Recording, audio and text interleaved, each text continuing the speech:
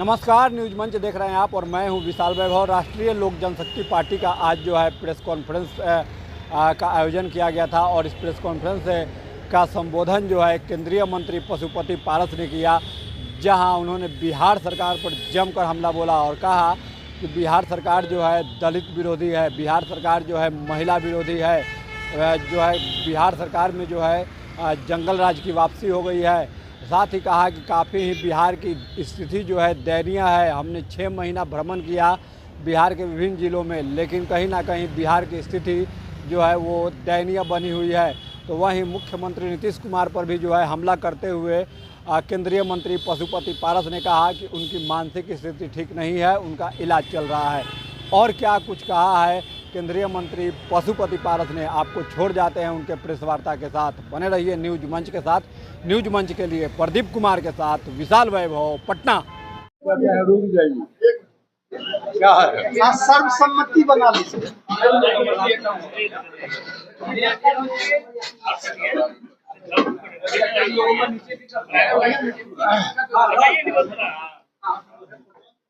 साथियों,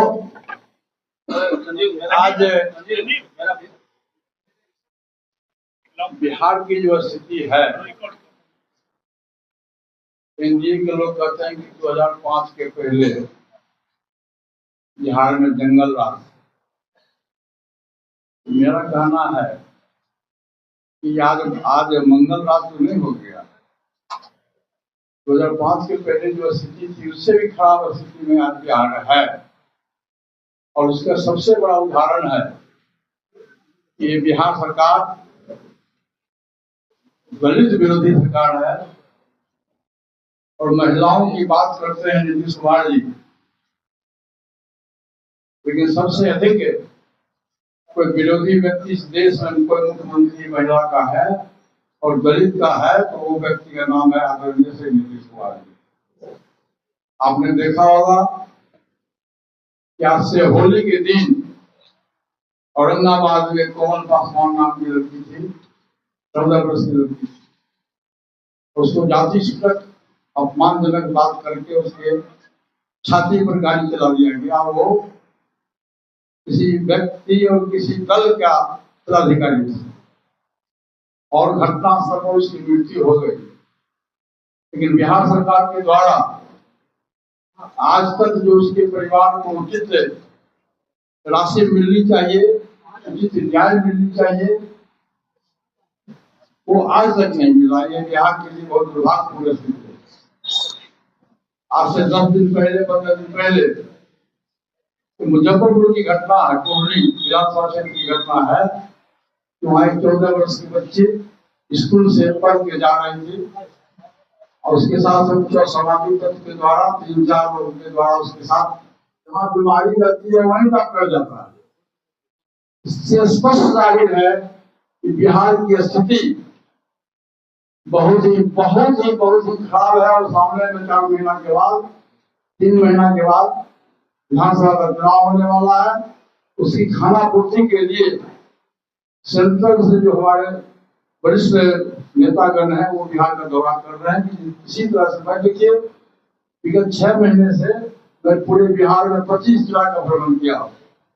हमारी पार्टी का नारा था चलो गांव की ओर, और हम लोगों ने अक्टूबर-नवंबर से शुरू किया पूरे बिहार में घूमने का, और अभी तक 25 जिला का हम लोगों ने जिला सम्मेलन किया अपनी पार्टी के संगठन को मजबूत करने के लिए, पार्टी की स्वच्छता अभियान को आगे बढ़ाने के लिए। दलित अत्याचार है उस पर हम लोगों ने विचार विमर्श किया, और गांव देहात में जो हमारा जो समर्थक, हमारा जो वोटर है, खासकर हमारे दलित समाज के लोग है, सब लोगों के मुंह से यह आवाज निकला इस बार बदलाव होना चाहिए, सत्ता का परिवर्तन होना चाहिए। और 20 वर्षों से एक व्यक्ति और एक पार्टी की सरकार है और बिहार में कोई नई चीज नहीं हुई है। जबकि केंद्र में भी आपकी सरकार है, बिहार में भी सरकार है, डबल इंजन की सरकार है, लेकिन बिहार में कोई बड़ा चीज जो मिलना चाहिए, कोई बड़ा कल कारखाना हो, कोई बड़ा चीज हो, वो बिहार को नहीं मिला।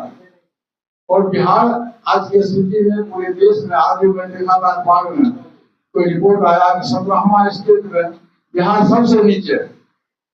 बिहार की स्थिति बहुत खराब है।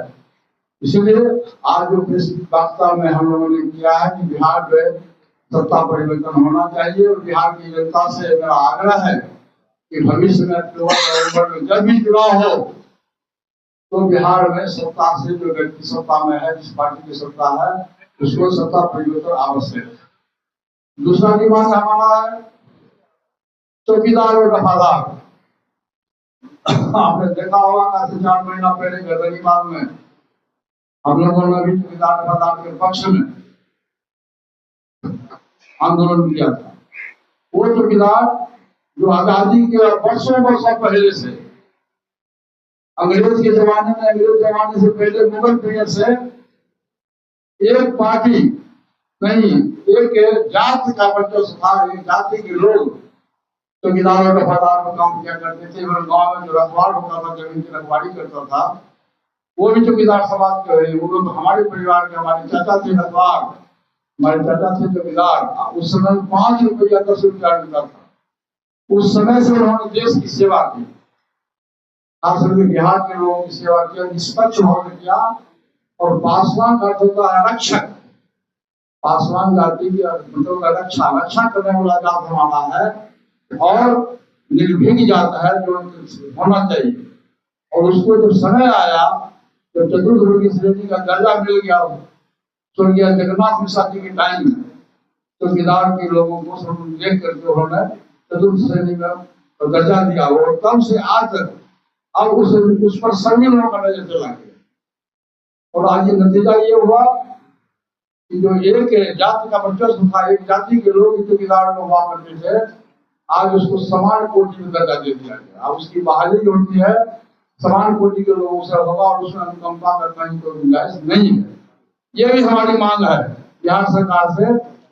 और खास करके नीतीश कुमार जी को मैं जरूर कहूंगा कि नीतीश कुमार जी पासवान विरोधी। मैं पहले भी कहा था, जब नीतीश कुमार जी सत्ता में आए तो संविधान के विरुद्ध उन्होंने बिहार में दलित और महादलित का गठन किया। उन्होंने समाज को तोड़ने का काम किया, जोड़ने का काम नहीं किया। समाज को तोड़ करके दलित और महादलित किया और महादलित को सुख सुविधा भी दिया गया, लेकिन उस पर भी महादलित के लोग जितनी सुविधा मिलनी चाहिए वो नहीं मिला। तो ये बिहार सरकार दलित विरोधी है, महिला विरोधी है और पासवान विरोधी है। बिहार सरकार के मुद्दे से बाहर की बात है बिहार में लॉ एंड ऑर्डर चलाना। ये हमारा मुख्य उद्देश्य है। हाँ बोलिए। कोई सवाल भी? 2025 का चुनाव है जी जी। और आपकी पार्टी जो है अभी तक ये नहीं की है कि किस पार्टी की तरफ जाएगी या क्या करेगी या चुनाव कैसे लड़ेगी। आपने बहुत सारी कमेंट गिनाई, नीतीश कुमार कहा कि मानसिक अकेले मैदान में उतरिएगा, क्या लगता है? अब एक बात सुन लीजिए, पूरे देश में 2 गठबंधन है, इंडिया गठबंधन है और एनडीए गठबंधन। मैं 2014 में एनडीए गठबंधन का मैं प्रमुख सहयोगी दल था और उस दिन से तकरीबन 11 वर्ष तक हम लोगों ने बहुत ईमानदारी से काम किया। और 14 अप्रैल 2025 को हमारी पार्टी का फैसला हुआ कि हम एनडीए गठबंधन से हम अपना नाता तोड़ रहे हैं। भाजपा विश्व की सबसे बड़ी पार्टी है, जहाँ 25-26 है छोटे छोटे दल का गठबंधन है। इसी तरह से बिहार में भी है। हमारी पार्टी तो छोटा पार्टी है, छोटी पार्टी है। हम अपने पार्टी के संगठन को पूरे बिहार में 4-5 महीना के अंदर में 25 जिला का भ्रमण किए हैं। हम अपने पार्टी के संगठन को मजबूत कर रहे हैं और उसमें हम इंटरनल सर्वे भी कर रहे हैं कि हमारा उम्मीदवार किस विधानसभा क्षेत्र में जिता हुआ उम्मीदवार होगा। वो हम लोग का सर्वे अभी चालू है। अभी हम लोग इस गठबंधन में जाएंगे जो हमारे हित की बात होगी, जहाँ हमारा सम्मान होगा, जहाँ हमारी व्यवस्था होगी, हम उस गठबंधन में जाएंगे। हम किसी गठबंधन के साथ मिलकर चुनाव लड़ेंगे। एनडीए छोड़ के आप किसी हाँ, एनडीए छोड़ के। ये तो मैंने छोड़ दिया। 14 अप्रैल को बाबा साहब भीमराव अम्बेडकर की जयंती के अवसर पर आप इस मीटिंग में थे। देखिए, हम लोगों का जो सपना है, हम लोग बाबा साहब भीमराव अम्बेडकर के परिवार के लोग, हम लोग परिवार के लोग मानते हैं। वो हमारे समाज में दलित समाज के जो देवता स्वरूप है, आज बाबा साहब भीमराव अम्बेडकर नहीं रहते, आज हम लोग इस चेयर पर नहीं बैठते। उनके साथ भी अपमान हुआ, केंद्र सरकार के द्वारा उनके साथ भी अपमान हुआ, मैं इसकी भी निंदा करता हूँ। और जब भी समय आएगा, जब भी चुनाव का समय नजदीक आएगा, अभी किसी दल का गठबंधन फाइनल नहीं हुआ, सीट से फाइनल नहीं हुआ, जब समय आएगा उस समय पर हमारा गठबंधन होगा। मैं आप तमाम साथियों को जानकारी नहीं दे दूँ। आपने आकाश यादव को पार्टी से निकाल दिया, क्यों निकाल दिया? वो पार्टी में निष्क्रिय थे। आप लोगों को समझ होगी कि जो आपसी गठबंधन था वो ऐसी बात नहीं थी। जब से वो हमारे यहाँ आए थे, लगभग 3 वर्ष पूर्व वो आए थे, उनको बनाया गया था, लेकिन कभी भी कोई पार्टी का संगठन पूरे जिला में, पूरे बिहार में राष्ट्रीय अध्यक्ष थे, लेकिन एक भी जिला में कहीं भी अपने पार्टी के संगठन को खड़ा नहीं। ये हमारी पार्टी का फैसला हुआ, क्योंकि चुनाव का समय है और चुनाव के समय में हम सब अपने पार्टी के संगठन को मजबूत कर रहे हैं। इसीलिए हमारी मजबूरी हुई, पार्टी का फैसला हुआ कि आकाश यादव जी को पार्टी से निष्कासित कर दिया। लालू यादव या तेजस्वी यादव के दबाव में नहीं, ऐसी कोई बात नहीं है। दिमाग से भाषा आप लोग निकाल लीजिए।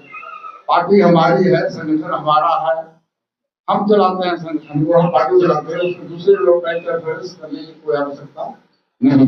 क्या आप ये महसूस कर रहे हैं कि बिहार में एक तीसरी ताकत भी आकार ले रही है, प्रशांत किशोर की तरफ इशारा है? तो देखिए, एक बात आप जान लीजिए, बिहार बहुत जागरूक स्टेट है और पॉलिटिकली आपने देखा होगा कि बाबू जयप्रकाश नारायण के नेतृत्व में बिहार में आंदोलन हुआ और पूरे देश में आग लगी। तो बिहार के जो लोग बहुत पॉलिटिकलाइज लोग हैं, बहुत समझदार लोग हैं और जनता के हाथ का फैसला है।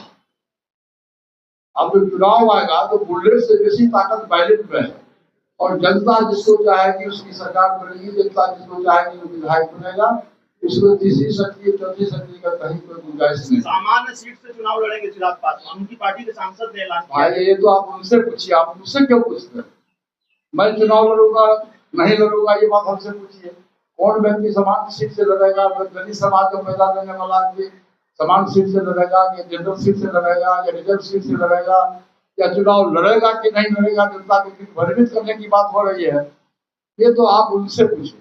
मोदी जी बिहार आए थे, उन्होंने कहा कि बाबा कल मोदी के उम्मीदवार के खिलाफ आप अपना उम्मीदवार रखेंगे?